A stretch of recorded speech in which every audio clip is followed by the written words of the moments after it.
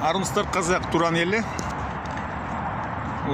Кеше жаяу жүріп бір қазақтың қызынан сұрадым, осындай жаққа қалай жүруге болады. Ол қазақтың қызы болып 20-25 жас осылай. Маған орыс тілінен жауап береді. Вы идите так, пойдете так, дойдете до туда. Мен сосын сұрадым, сіз қазақ емессіз бе? Ол айтты, я казашка. Сосын мен сұрадым, қазақ тілімен қазақша неге сөйлемейсіз, неге жауап бермейсіз? Намыс жоқ па сізде? Ол маған айтады, менің ана тілім орыс тілі дейді. Өзім қазақ болсам да, менің ана тілім орыс тілі дейді. Мен таң қалдым.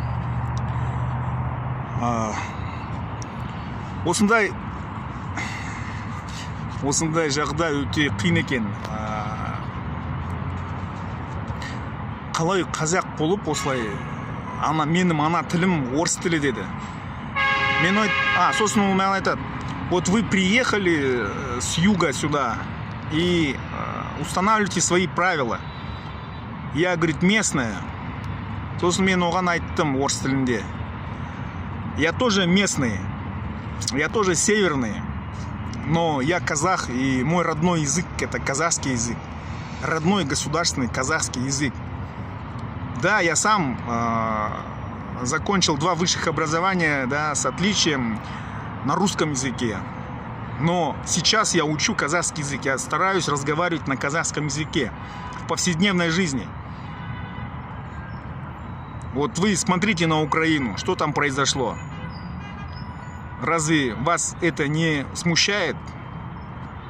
Вот, и она мне говорит, вот такие, говорит, националисты, как вы, говорит, начинают поднимать тему, начинают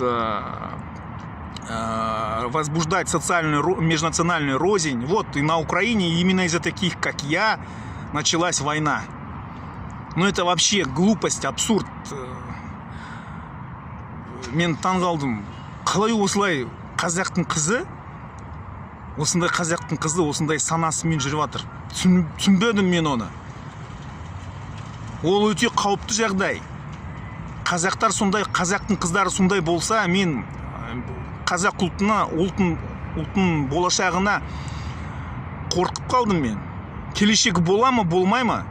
Осындай манкүрттер, осындай өз тарихын, өз тілін, өз сана сезімді, ұлттың сана сезімді білмей, дамымай, өкінішке орай осы өте қауіпті жағдай. Қаншама манкүрттер бізде, қазақ елімізде, қазақ ұлты болса да жүр осы біздің арасында. Олармен үгіт насихат жасау керек. Ол кезінде Назарбаевтың нәтижесі ғой, Назарбаевтың саясатының нәтижесі.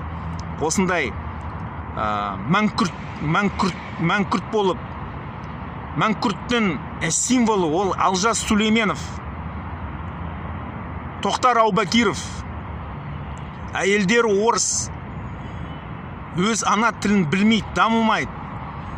Орыстарға, ресейлерге бағынып жүр. Өкінішке орай солай. Мен есім Аслан Курманбаев, ұлт демократиялық қозғалысының жетекшісімін, Туран деген.